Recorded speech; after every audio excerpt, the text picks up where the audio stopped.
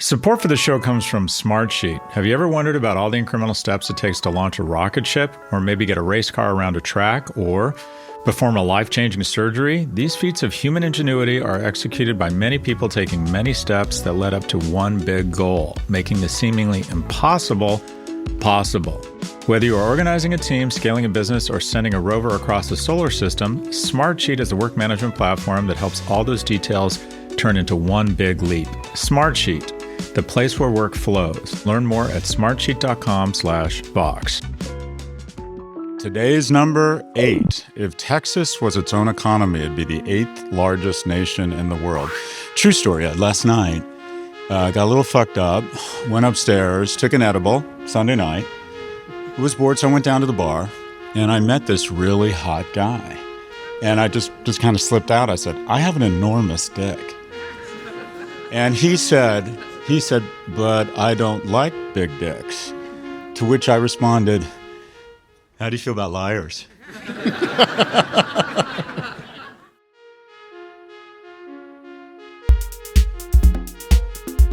the way, the reason I make so many dick jokes is not because I'm profane, but we really need to show more empathy for dicks themselves.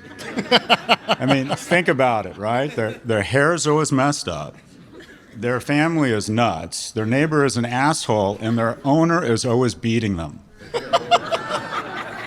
This is not CNBC. Welcome to Prof G Markets. Don't clap.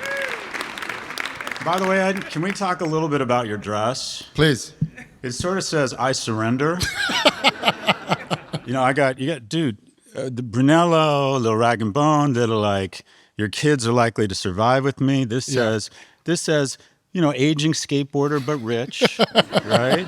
But rich, that's the most important part, I just can't, this morning you stood in front of the mirror and said, that works. Can I just point out, this is my mentor. This is all I've got. And this is how we start the show. Unpaid internship. Unpaid intern. Career experience. That's, right, let's get to the headlines. Let's do it. Apple is postponing new AI updates for Siri after engineers failed to resolve bugs in the project. Originally set for release next month, the updates are now delayed indefinitely. Sony has removed more than 75,000 deepfake AI recordings of its artists, including Harry Styles, Queen, and Beyoncé. Executives argue these AI songs cause, quote, direct commercial harm to legitimate recording artists.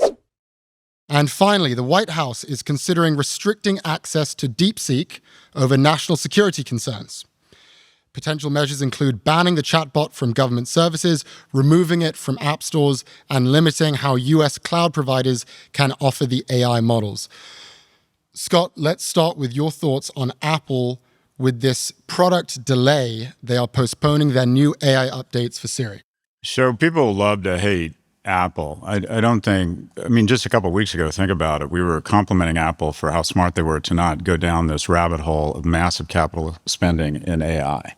That they decided that rather than develop our own search engine, we're just going to charge $20 billion a year in rent to a bigger, better search engine, and $19.8 billion of that will hit the bottom line. I think it's about 20% of their market cap is derived from this relationship of renting search instead of investing themselves. And we were saying just a few weeks ago that them not making these extraordinary investments in AI was probably the way to go, that to rent the infrastructure or leverage it, and then at some point put themselves in a position where they could extract unfair rents from an OpenAI or an Anthropic to be the default AI on Apple devices. People will pile in because I think what you're going to see is, and you talked about this last week, we're about to see, in my view, a serious destruction in the value of Apple's equity. And a stock can stay elevated based on story for a while, but it's a little bit like gravity. At some point, gravity and fundamentals and valuation, I do think, take over. And I think that's starting to happen to Apple. Just some numbers. If you look at growth relative to price earnings, right? If the growth is bigger, you would think the PE multiple would be bigger. So you have NVIDIA, which grew 114% this year. And it trades at a PE of 40, which actually looks quite cheap given that it doubled its earnings. And then you have Meta, Alphabet, and Microsoft that are growing somewhere between 14 and 22% at the high end for Meta, and their PE multiples are somewhere between 20 and 30. And Amazon PE of 38, grew 11% last year. Apple has a PE of 38, despite the fact it only grew 2%. Yeah. So relative to its growth, it just looks really overvalued. Now, the most overvalued company in the world, there's a company that grew 1% last year and is trading at a PE multiple of 134, despite shedding a third of its value over the last 30 days. And that's the company I love to hate, Tesla. Yeah, I think we should point out that this is highly unusual from Apple. I mean, they almost never delay their products after they've been announced. I think it's only happened maybe twice in the company's history. So it's especially bad, especially given the conversation we just had last week about this lack of innovation at Apple, where you had, I mean, the biggest product has been the headset, which so far has been a flop. You look at the iPhone, which hasn't really changed in the last 10 years. The iPad hasn't changed, nor has the Mac. And now it appears they are falling behind on AI. And supposedly within the company, employees are questioning the management of the AI division. Apparently there's a bit of a loss of faith there. The question I would pose to you, at what point does that loss of faith move up the chain to Tim Cook? I mean, I think everyone loves Tim Cook, and they have done for many, many years now. But we're seeing a lot of questionable decisions. You know, they did not invest in data centers. He canceled the Apple car. He decided to launch this headset. We'll see if it works. I don't think it will. But at what point, Scott, do you think shareholders and the board will start questioning Tim Cook's leadership? Could we get to that point? We could in about 10 or 15 years of underperformance. You keep in mind, Tim Cook has added more shareholder value than any individual in history, maybe with the exception of Jensen Huang. And that is, since taking over Apple, the stock's up 19-fold. So this is what that means. This is how that distills down to practicality around governance. Everyone on the board that is responsible, you have two jobs when you're on a board. If and when to sell the company, and hiring and firing the CEO. Those are basically the only two important things you do. And also make sure the chairman of the audit committee makes sure that there's not fraud. But so the people who would have to make that decision, this is the reality. The majority of those people on that board have probably been there for a while and have made somewhere between $10 and $300 million under the leadership of Tim Cook.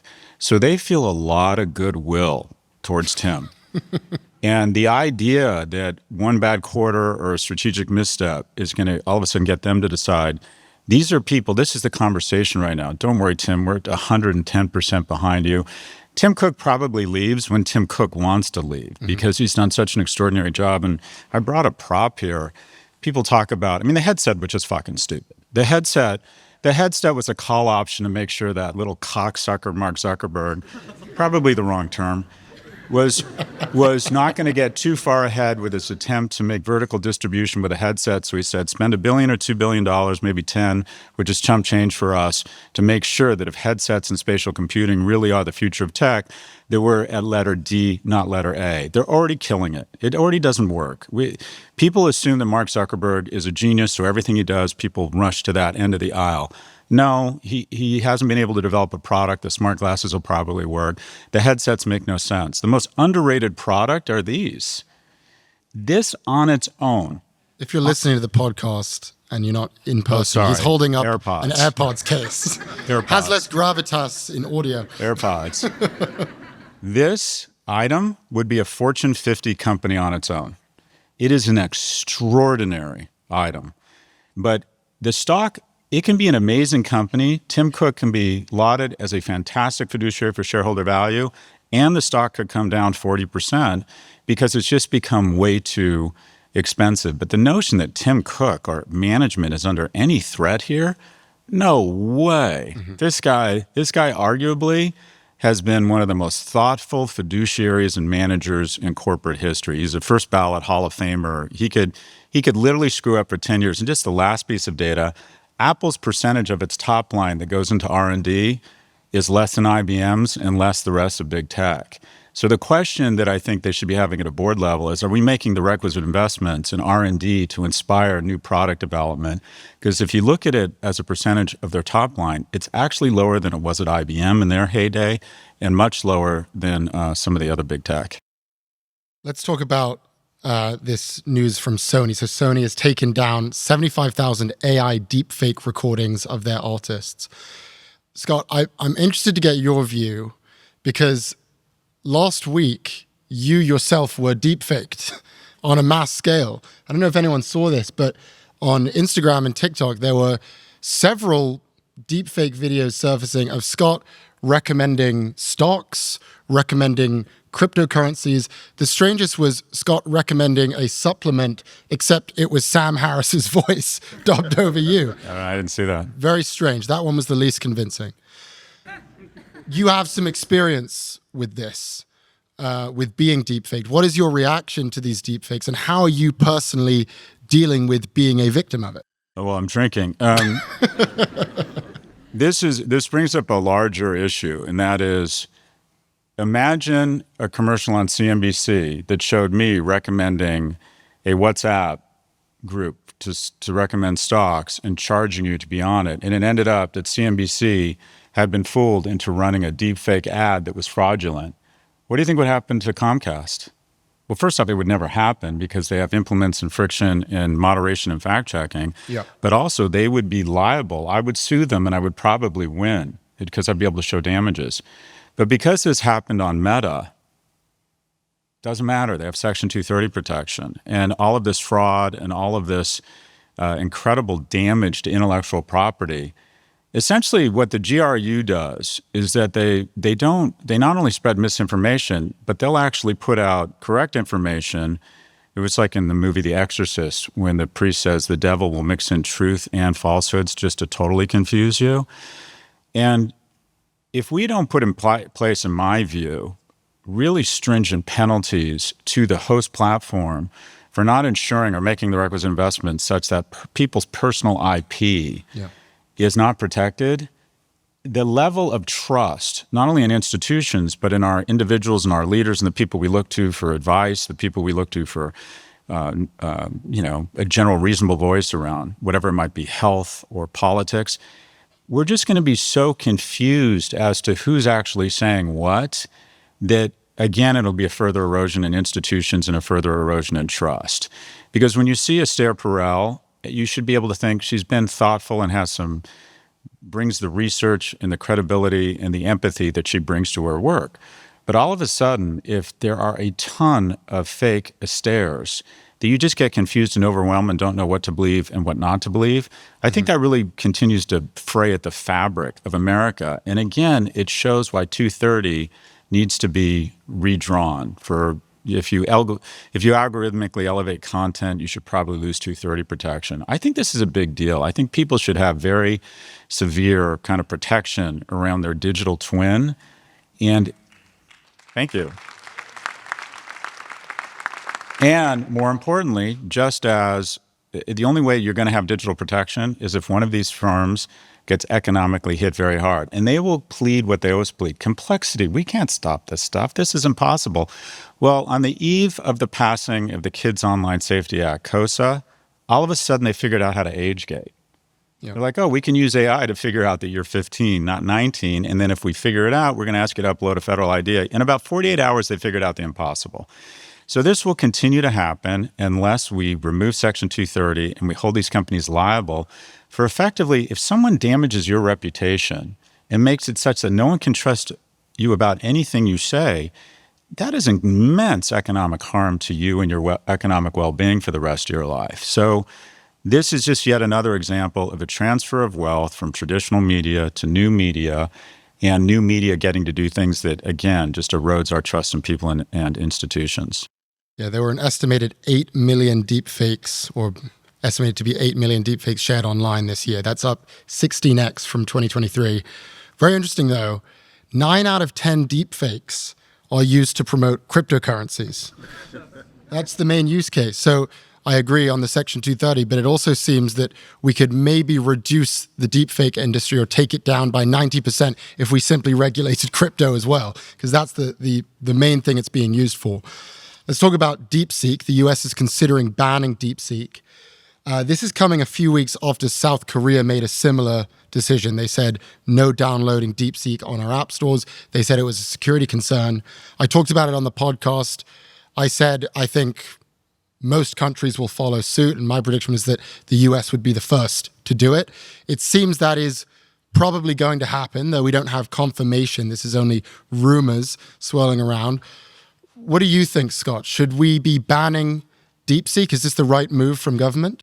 Oh, of course we should ban it. Yeah. Just the same way it was obvious, and still is, that TikTok should be banned. Right. So let me list all the media companies and US AI companies, just in terms of trade symmetry, who are operating in China. So just in terms of trade symmetry, it makes no sense. But it's also a security threat. The fact that we are letting the CCP implant a neural jack into 70% of our future business, nonprofit, civic, and military leaders, such that they can make you feel shittier and shittier about America, one dance video at a time, that's just insane. TikTok has more impact and control over young people or exposure than ABC, NBC, or CBS did during the Cold War. Would we have allowed the Kremlin to own NBC, ABC, and CBS? But this is the problem. No one fucking takes us seriously anymore. When South Korea says they're banning DeepSeek, I think DeepSeek and the markets go, yeah, they're going to ban it.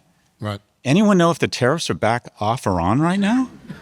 We have lost so much credibility. We passed a law. We banned TikTok. Trump didn't like it.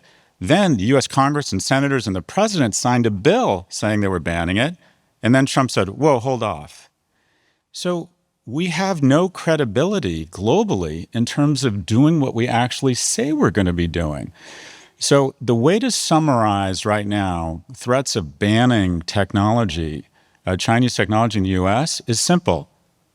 Ignore them. They'll blink. At the end of the day, ignore them. And on the eve of the banning, maybe the president will extend it. Maybe we get a donor to give him a bunch of money to extend it. Is it an accident that one of his biggest donors, Jeff Yass, is also one of the biggest investors in TikTok, and all of a sudden he's decided he likes TikTok and is trying to figure out a way not to ban it? You can't have serious negotiations, economic, geopolitical, even arms treaties, with a nation that has no credibility. We don't.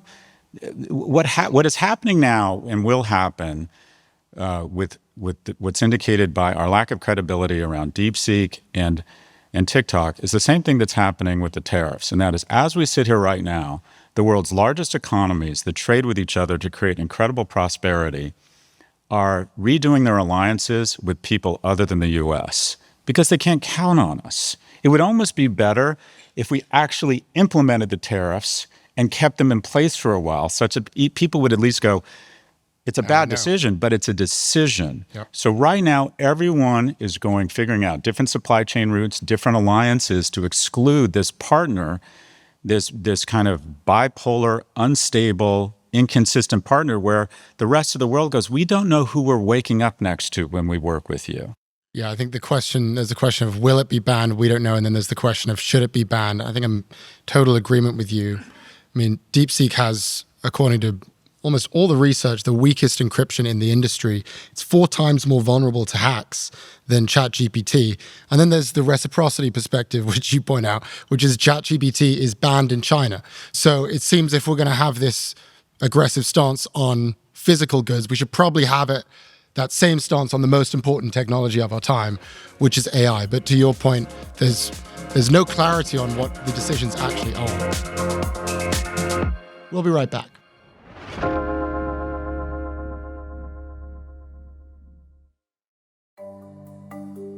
Support for the show comes from Smartsheet.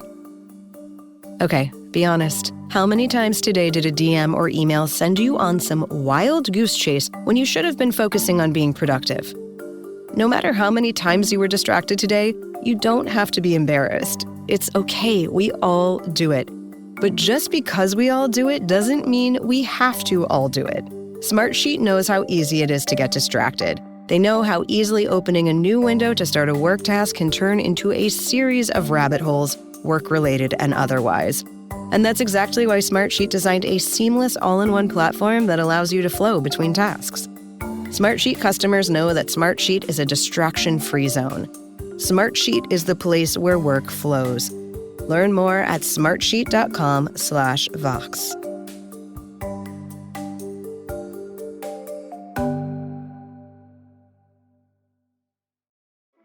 Support for today's show comes from Intuit. When it comes to small business marketing, reaching the right audience starts with the right data. Intuit SMB Media Labs is a first-of-its-kind small business ad network that helps your marketing work smarter. By leveraging exclusive audiences and insights from the makers of QuickBooks, you can connect with the right customers efficiently and effectively. With an audience scale of 36 million, Intuit SMB Media Labs puts your brand in front of the small businesses that need you most, targeting key decision makers by industry, size, maturity, and location. More than just an audience, it's your SMB media partner. Learn more at medialabs.intuit.com. We're back with Prof G Markets. The big banks are forecasting an increased risk of a recession in the next year. A model from JP Morgan estimates a 31% probability. That's up from 17% at the end of November. And Goldman's model also ticked up to 23%. On top of trade war fears, warning signs are flashing across the economy. Unemployment came in unexpectedly high. Consumer sentiment hit a 15-month low. And Atlanta's Federal Reserve expects US GDP to contract this quarter. Meanwhile, an increasingly volatile S&P 500 just posted its worst week since September, and the Nasdaq is down more than 7% year to date. A lot in there. Scott, I think probably the most alarming piece of that is just this recession forecast from these big banks who are increasing the probability of a recession. Given what you're seeing in the markets, given what we've seen I think we're now on day 48 under Trump, how concerned are you that we're going to see a recession in America this year? So recessions, the joke that economists have predicted 9 of the last 3 recessions, it is very difficult to know what's going to happen. What is obvious, though, consumer confidence has fallen further faster in the last month than it has since COVID. The economy is contracting faster than it has since COVID. The Atlanta Fed has this model to try and predict GDP growth, and it was running at 4% about 45 days ago, which is great growth. It's already fallen to negative 2.8. So growth and productivity aren't everything, but they're almost everything. Because the only way we're going to grow out of this deficit, the only way we're going to grow into a greater tax base to start making some of the forward-leaning investments we need to ensure continued prosperity for young people and technology and education is through growth. And the way that we've been able to rack up these massive deficits and not crash the dollar in our economy is that the U.S.'s growth has been remarkable over the last 30 or 40 years. It's been consistent, it's been strong, and it's been pretty steady.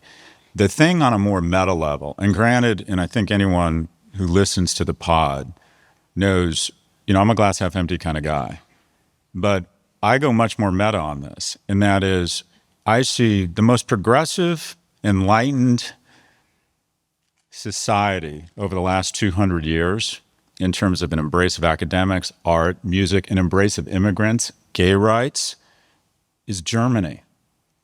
But it had this 11-year descent into darkness. And what it had was a leader who was fascist. And I want to define what fascism is. Fascism is extreme nationalism that ignores the courts, is willing to take off the gloves in terms of not condemning violence against your enemies, demonizing immigrants, and deciding that it's Germany first. I think our leadership literally defines the term fascist. So we have fascism. We have intimidation, where people are calling for podcasters to be sued by the Trump administration if they call him a rapist, which I did. Morning Joe has to stop the show and say, it's not rape, it's sexual abuse, right? There's a chill. When Bob Iger bends the knee and pays the Trump administration $10 million, there is a chill across media right now. Not to say anything bad about this guy. The most powerful, wealthy people in the world are bending a knee and giving money they don't want to give to the inauguration campaign and then being show-ponying around like fucking whores at his inauguration. Not that there's anything wrong with that. I'm a fan of sex work. We are one thing away from true demonization of a special interest group and going to a very ugly place. If you look at how things have spun out of control in societies and gone really dark, and that is a severe economic shock. And so the Democrat in me likes to think, okay, if the economy gets really bad and people see just how ridiculously stupid these decisions are, I kind of deep down think, okay, maybe that'd be a good thing. I am worried that America has this cold comfort that we couldn't go there. Oh, bullshit, we could absolutely go there. Keep in mind, just a short 80 years ago, we were rounding up Japanese Americans, some of whom had kids serving in our military in the European theater, and we put them in camps. To believe it can't happen here is, in my view, totally ignoring history. And I think we have all the steps in place. If you look at what's happened in the past in other nations that have gone really dark, what we're missing, quite frankly, and the reason I'm so freaked out about this data, is a severe economic shock. Because the people in power aren't going to take responsibility for it. They're going to find a scapegoat. So I think that America is very vulnerable to a series of dark steps right now. It is on a path to something very dark. And I think the missing piece to go even darker would be a severe economic shock. And this looks like we are not only setting ourselves up for recession, but potentially something worse. That was awful, wasn't it? Sorry. Take everything I say with a grain of salt. Yeah. The crowd's going wild. When we look at how the stock market is reacting to these policies so far, it hasn't been good. And what's so interesting is that if you look at the global stock market right now, minus the US, so take all of the stocks, exclude all of the American companies, the global stock market is up 7.5% year to date so far. So basically, we're having a uniquely American problem in the stock market right now. Now, what's interesting has been Trump's and his administration's response to this. And I just want to read you a quote that he said to Congress in his address to Congress. He said, quote, "There will be a little disturbance, but we are okay with that."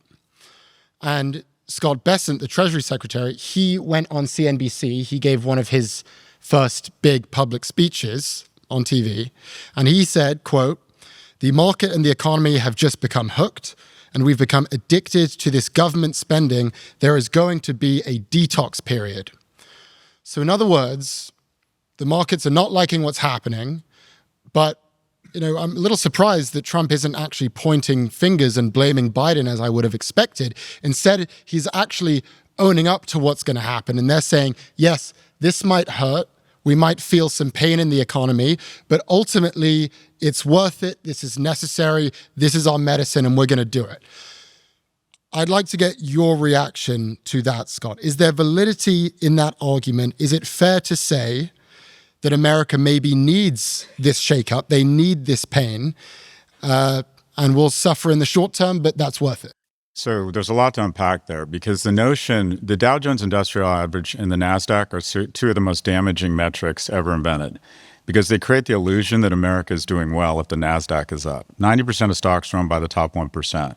A more important number would be deaths of despair, or rates of self-harm among teens, or life expectancy. Our life expectancy has gone down. It's just started to go back up again. But we're obsessed. If the NASDAQ and the Dow are up, we fall into this false or this cold comfort that America's doing well. The bottom line is the Dow Jones Industrial Average and the NASDAQ are largely indicators on the well-being of the top 1%. And spoiler alert, they're doing really, really well. So if the stock market goes down, you're right, it's not the end of the world. The key is, what is the issue that's bringing the stock market down? Right. Natural corrections are really important. The reason I get to lead the life I lead from an economic security standpoint is, just as I was coming into my prime income earning years in 2007 and 2008, the economy crashed. It got overvalued. And the government decided to bail out banks for $700 billion, but they didn't bail out the economy. And just as I was finally starting to get some money, I was able to buy Apple, Amazon, and Netflix at $7, $8, and $12 a share. And I was able to buy Florida real estate at a really good price, because we let the markets drop by not artificially pumping them up with deficits. COVID comes along. Greatest intergenerational theft in history was COVID. 1 million people dying would be bad, but people my age losing wealth would be a tragedy. So they flushed $7 trillion into the economy, 85% of which wasn't spent, not needed, wasn't spent on medication, wasn't spent on housing. It was saved, which means it went into the market, which took stocks to new unnatural highs, took housing from an average of 290,000 to 415, which basically is nothing but robbing opportunity from young people that need disruption and an entry point at a good value, such that my stocks and my houses stay elevated. So everything we have done over the last 20 years is essentially ensuring cementing my prosperity on your credit card. So the market's coming down because we're not going to artificially inflate them with deficit spending, which is nothing but a tax on you that's delayed. Fine, or they're overvalued. But the reason stocks are coming down now is because people realize that we are destroying very prosperous alliances. We are being very inconsistent about our economic policy.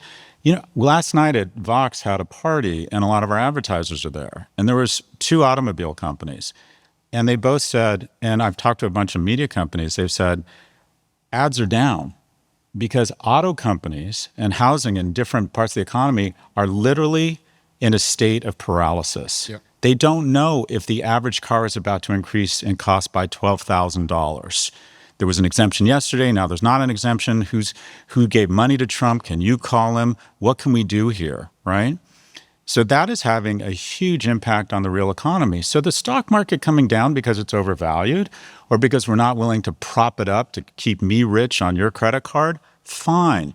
But the stock market is going down now, not because it's having air let out of it. It's coming down now because America is making really bad decisions that's similar to Brexit. We're trying to figure out an elegant way to raise costs while reducing our productivity.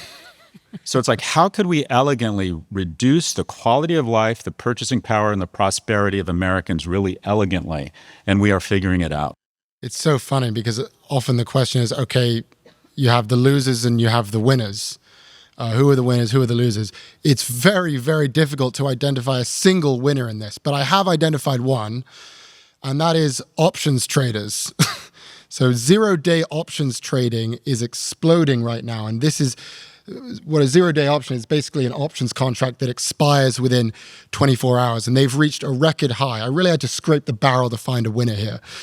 But it is striking that on this technical level in the stock market, the people who are being rewarded here are not the value investors. It's not the people who are investing long-term into the real economy in America. In fact, they're getting burned.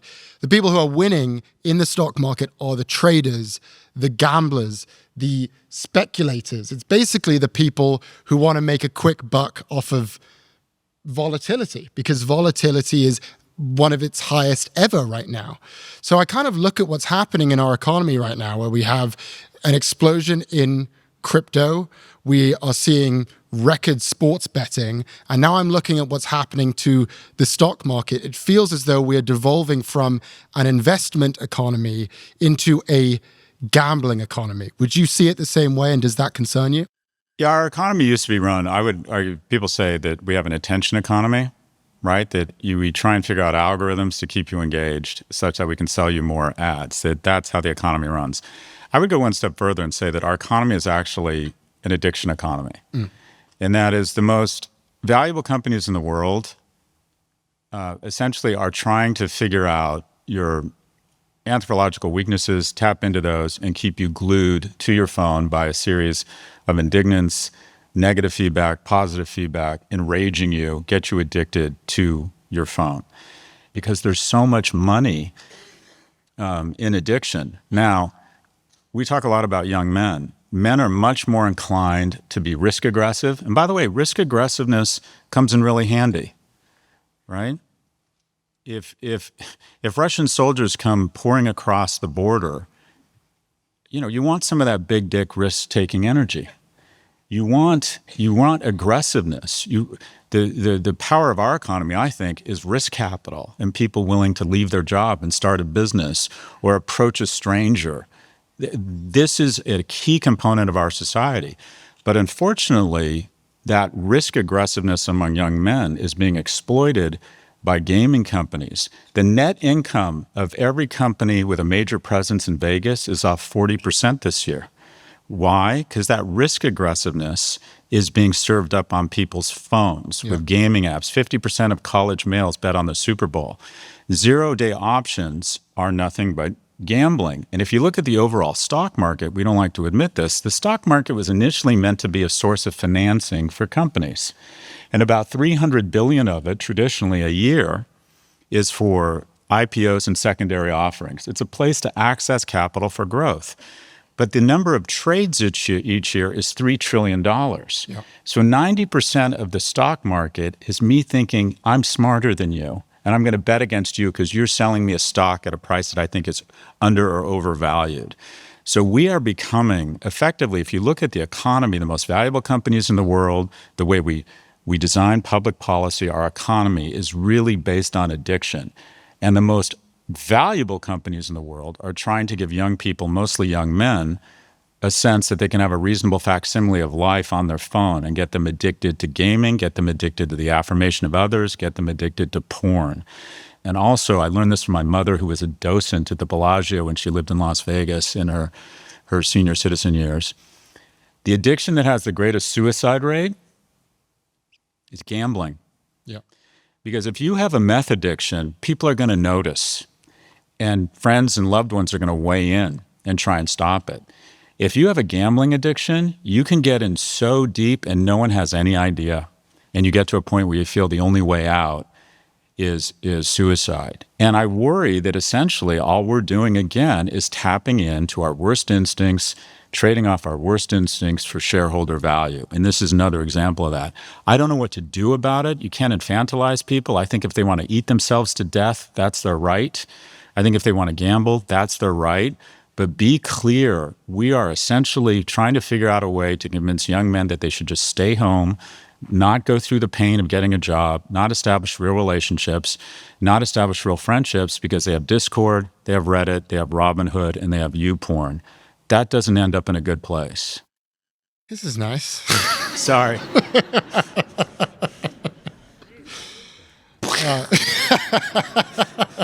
Sorry. Well, let's talk about housing now. Stay with us. Support for the show comes from Smartsheet. You know that frustrating feeling when you're getting really into the flow of a work task, but then you hear that little ping of a message notification? You then switch your screen, then you open a new application, then check the message, then click the link in the message. Whoops. That opened a new application and your flow is totally broken. Well, you're definitely not alone. On average, this toggling between tasks and applications adds up to about 9% of time spent working each year. That's 5 whole work weeks. This distracting task switching is what Harvard Business Review calls the toggling tax, and it increases stress hormones, decreases focus, and makes it impossible to tap into a state of flow. That's where Smartsheet comes in. Smartsheet is the work management software where work flows, where you and your team can plan, track, and deliver their best work without toggling back and forth between multiple applications. Imagine what you could do with those extra 5 work weeks if your work happened all in one place. Smartsheet, the place where work flows. Visit smartsheet.com/Vox today to learn more. We're back with Prof G Markets. Home builders are warning that tariffs could increase the cost of building a home by up to $10,000. Here we go. Rising lumber prices will inflict most of that pain. About 1/3 of the lumber used in the US is sourced abroad, and 70% of that lumber comes from Canada. Given our dependence on our neighbor to the north, the threat of tariffs has sent the US home construction ETF down 19% since December. Scott, I just want to put you in my shoes. I'm 25 years old. I would love to... Fuck you. Can you believe that? Literally, can you believe that? Seriously. Well, let me make my point. When I was his age, I was like, what was I doing? I was driving a Renault car, thinking about going to see Squeeze at the Greek Theater. And like, anyways... Well done. We'll ignore that part. Well done. My point is, I would like to own a home someday. Got it. But the average price of a home in America today is $420,000. It's near a record high.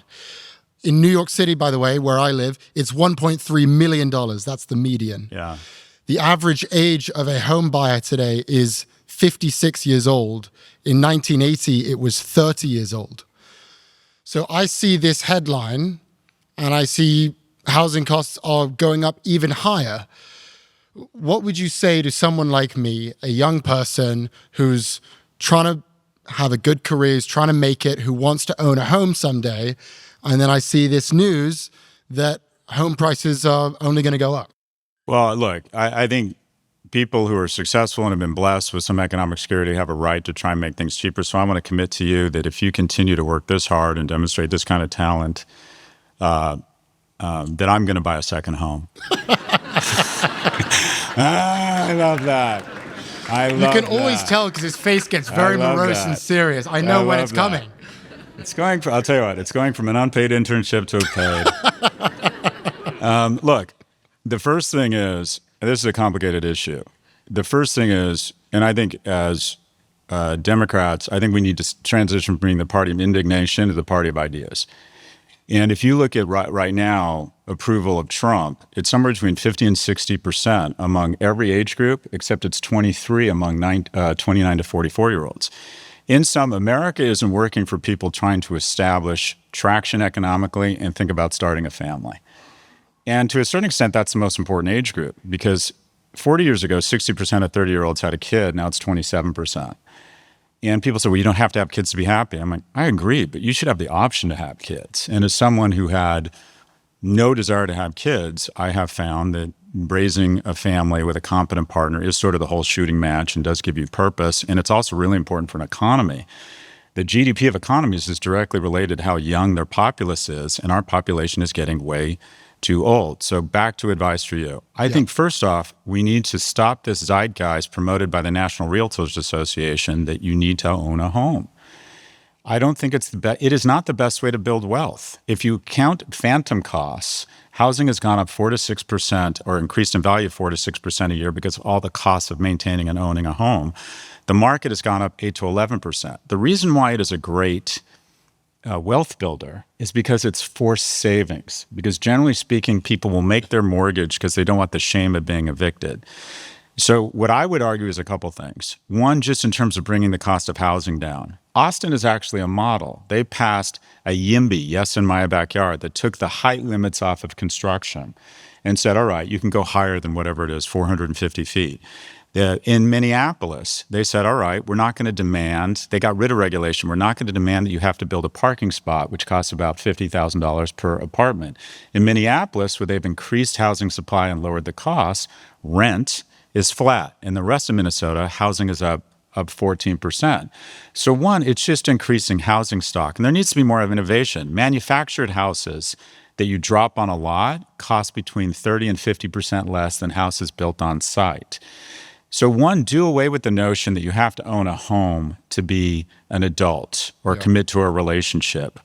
So I think we need to get rid of that, but we need to replace it with other opportunities for young people to develop economic security. I would go the other way, and that is try and encourage people to have a smaller home. Homes keep getting bigger. And my advice to younger people is that your success is going to be inversely correlated to the amount of time you spend at home.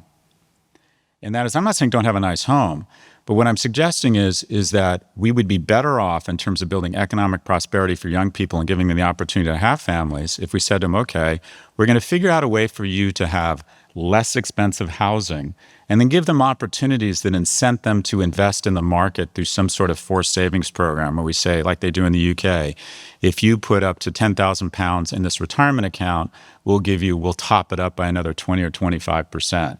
So the notion that you've failed if you don't own a home, we need to get rid of that.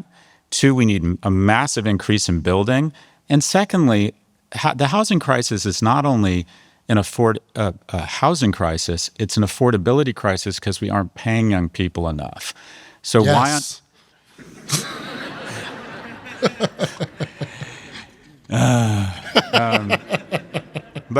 So I think it's getting rid of, it's YIMBY, yes in my backyard. The biggest mistake we've made in housing is similar to the mistake we've made in higher education.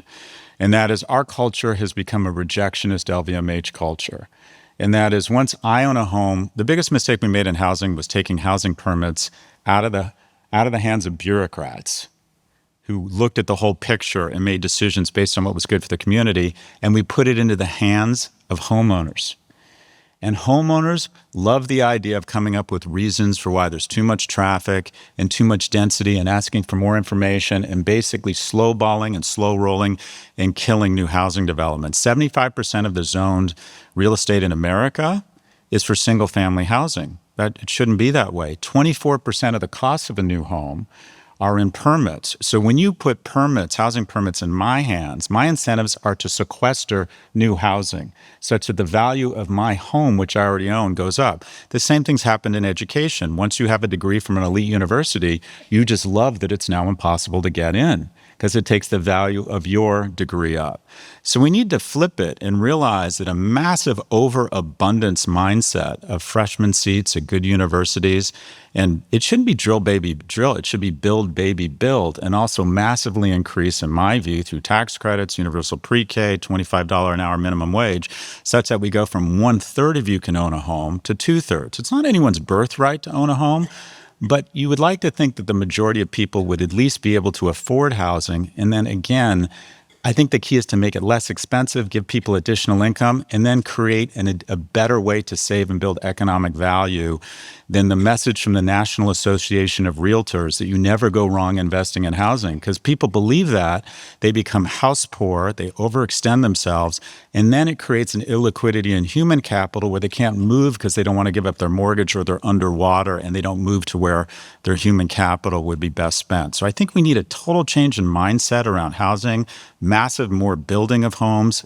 yes in my backyard legislation, and also simply put, people between the ages of 25 and 40 figure out economic policies that just put more money in their pockets. Yeah, I think Austin is a great example. Just some data here. The housing supply in Austin has increased 14% in the past 2 years.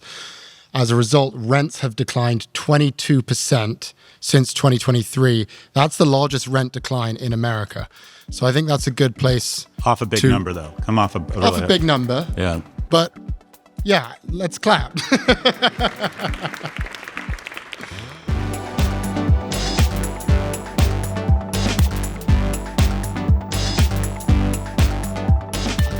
Try to end on a little bit of optimism. That's pretty much our show, but I want to end here with one of our favorite segments, which is the Algebra of Wealth.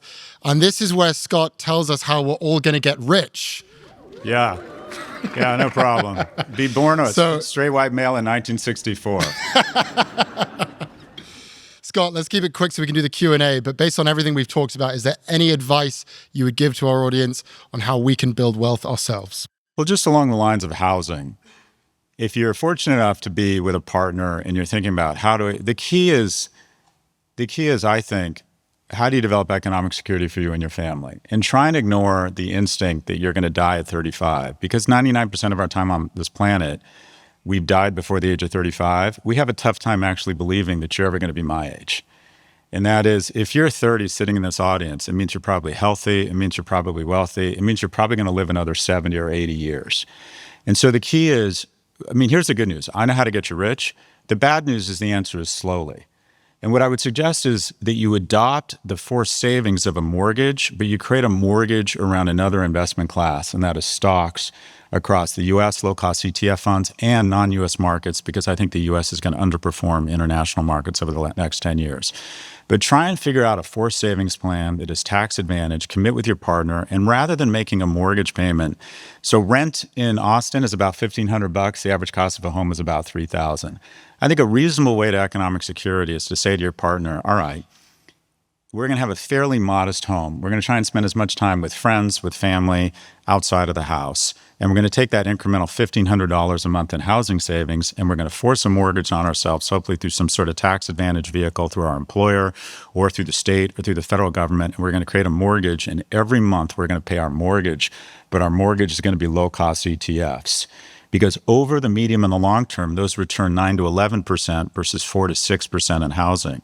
So buy into the notion of economic security and a forced savings plan, but create a mortgage that forces you to invest in the markets and realize you're not failing if you just have a modest place to live and try and spend more time outside of the house. Create a mortgage, but instead of putting it into housing, put it into the markets.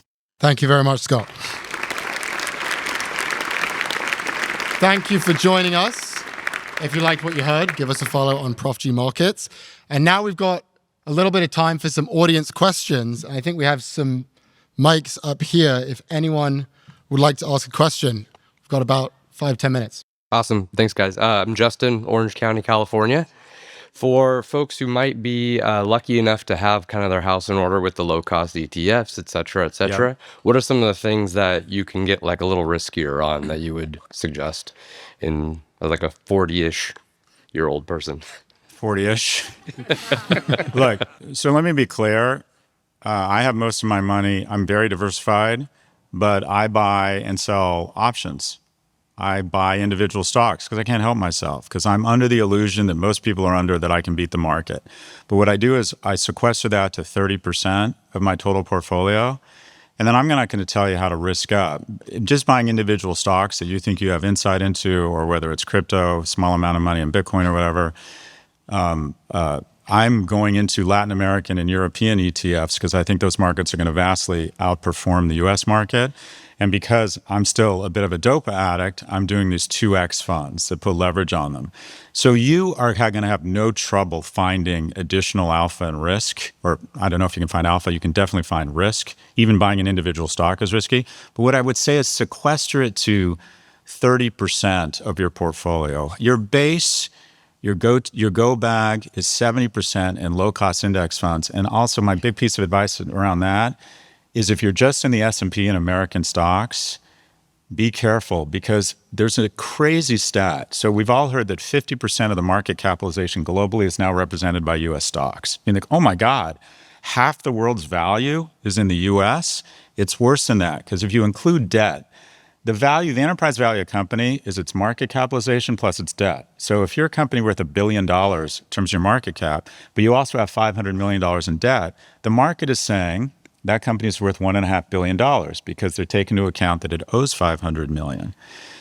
If you count debt, if you incorporate debt into the enterprise value of U.S. companies, the total value of all publicly traded companies globally, if it was $100, 70 of it is the U.S. So think about this just as a shopper trying to buy value. Right now, you can buy the U.S. for $70, or you can buy the rest of the world for $30. That to me says that the U.S. is probably overvalued and the rest of the world is undervalued. So I'm not only suggesting you be in ETFs that diversify you, but that you're geographically diverse. Because if you look at under or over performance of the U.S. versus international stocks, it's cyclical. There's usually 10 to 15 year under or over performance relative to international stocks, and U.S. stocks have been overperforming international for 16 years. And if you're like me and believe everything is cyclical, it means that we're probably going into a decade of underperformance in the U.S. and overperformance abroad. In terms of risk, you'll have no trouble finding risk, and then in 10 years, you'll come back and say, I was stupid, I should have just done ETFs. Thank you. Thank you for the question. Hi, my name's Corinne Hurt. I'm a doctoral candidate and researcher at the University of Southern Indiana. I completely agree with your comments on the young generation being red-pilled, basically. What are you getting your doctorate in? Education. And my dissertation is on historical revisionism and fascism. So my question to you is this. Did I get my definition of fascism incorrect? You're going to forget more about it. I think you did great, actually. That's why I'm asking the question. Go on. I like this already. What practical insights do you have for educators? I mean, maybe not just related to young men, but for how do we stop this? How do we stop? When you say this, where this slow roll into fascism? Yes. The democratic backsliding. Well, first off, thanks for what you're doing. I think education, by the way, is a really wonderful career. I'll just go on a rant about education. The problem with education is too many old people won't leave. Yeah. And that is, you're going to go, hopefully get tenure, and there's going to be a bunch of 85-year-olds who were the bomb in Gap 1 accounting in 1983, and they won't fucking leave. And the problem is it creates a lack of upward mobility for young academics. Now, having said that, I think academia is a fantastic way to make a living. It's a fantastic way to add value, be around young people. It's the only thing I've done for this long. Anyway, so I think you picked a good career. I think that I'm going to go more to a strategy around how, quote unquote, those of us moderates, moderate Republicans, moderate Democrats, and Democrats, how we sort of push back on what are some emerging themes, if you understand history, if you're alarmed by it. What I would say is what not to do is to be emotional, incendiary, and wave your cane and interrupt State of the Union addresses. I just think we look like idiots. I think we look emotional. I think we look reckless, and it tickles the sensors of the right, and it turns off moderates. I think what we need to do, if in fact you're not comfortable with what's going on right now, is realize you don't need to respond to every issue on Twitter or TikTok. And to also recognize that DEI causing helicopter crashes, the gulf of cheaper eggs, even the male versus female bullshit in terms of semantics, that is all a weapon of mass distraction to get you to look away from obvious, incoherent, ridiculously bad government decisions. Specifically, what I would suggest is focus on one or two issues. You're obviously an expert or have real domain expertise around fascism. So focusing about writing about that, the similarities, try and resist the temptation to talk about all the outrageous shit, because what is going on right now is they want you to look over here and get upset and angry and not talk about the fact that, let's be honest, this is all a distraction from the following. We are surrendering to a murderous autocrat. And two, we are about to explode the deficits $800 billion a year such that I can have a tax cut. So the most powerful people in the world have this unholy alliance with the Trump administration right now. And that is, even though they quote unquote care about democracy and everything, your rights are strictly, unfortunately now, entirely correlated to your wealth. Roe v. Wade doesn't impact me. I can get mesophestron for any woman in my life. If they start rounding up people, I can shove Bitcoin up my ass and peace out to Dubai and have a really nice life. I will always be able to vote. I will always have access to politicians. Why? Because I'm rich. And this is exactly what's happened, and this is what happened in the 30s, is Hitler had these unholy agreements with the rich and corporations that if you back me, I will give you favorable treatment. I'll destroy the unions. I'll go company by company and not pass systemic laws, but say whoever kisses my ass and gives me money makes more money. And that was part of the key descent into fascism. Long-winded way of saying, don't have an emotional, reckless response. Focus on the one or two things you're really passionate about. Bring experts, bring data, bring the adults in the room. And then, I would say for wealthy people, the spinelessness of wealthy people who have this cold comfort that they'll always be able to buy rights, which is unfortunately true. They'll always be able to protect their daughters. They'll always have access to family planning.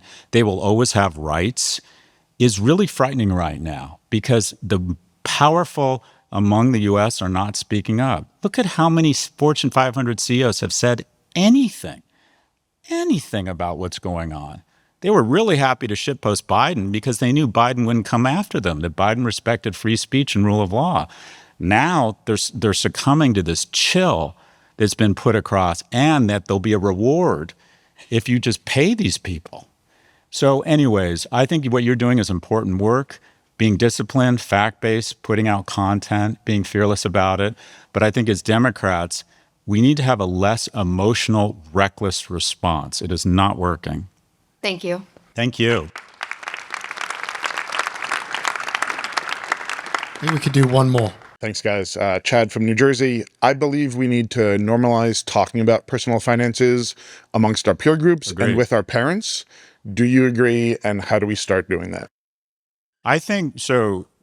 I talk about my money all the time. I'm very transparent about my net worth and taxes. And I think some of it, as I really examine myself, is it makes me feel important and masculine because I'm economically secure. So let me be clear, I'm boasting a little bit. But most of it is, I think we need to have, I met Andy Roddick last night. You don't think Andy talked about tennis all the time? If you're not talking a lot about something and sharing ideas with your friends, you're not going to be very good at it. And there's a real issue among, it's the genders don't talk about money for different reasons. For women, it's considered not sexy, right? You're not supposed to talk about money. Like it's uncouth or not good manners. And for men, you're supposed to be accidentally rich. Yep. Like, I don't even try. I'm just such a fucking baller. I don't need to think about money. I just make so much money because I'm such a man. And I think it's really important that people open up and talk about their taxes, their net worth, their economic stress, such that they get much better at it. And it's hard to read the label from inside of the bottle. The wisdom of the crowds is incredible. I guarantee you, if you get together, I love investment clubs, with a group of people, one, don't feel shamed, right? Oh shit, I just lost 80% in investment and I'm wondering if my apartment's too expensive. Because what you'll find is, one, other people are struggling too, right? The people who are economically secure are traditionally the people you don't know. And two, you'll get ideas. You'll start learning about stuff, and you'll think about, and you'll hear from a friend that, okay, there's a program at work, or this is why you should negotiate for options instead of more salary with that job offer, because options and equity grow tax deferred. That's how you build wealth. I constantly we know a lot about the markets. I constantly talk about money to my friends, and I constantly get really good ideas around how I preserve wealth, how I make wealth, how I'm more tax efficient, which is Latin for tax avoidance. But for God's sakes, just as we started talking about cancer 40, 50 years ago, that was really good. That made people feel better and less alien and less like a failure if someone in their life had cancer. Just as we started talking about mental illness just 10, 20 years ago, which is a wonderful unlock for people to reduce shaming and learn that other people are struggling too.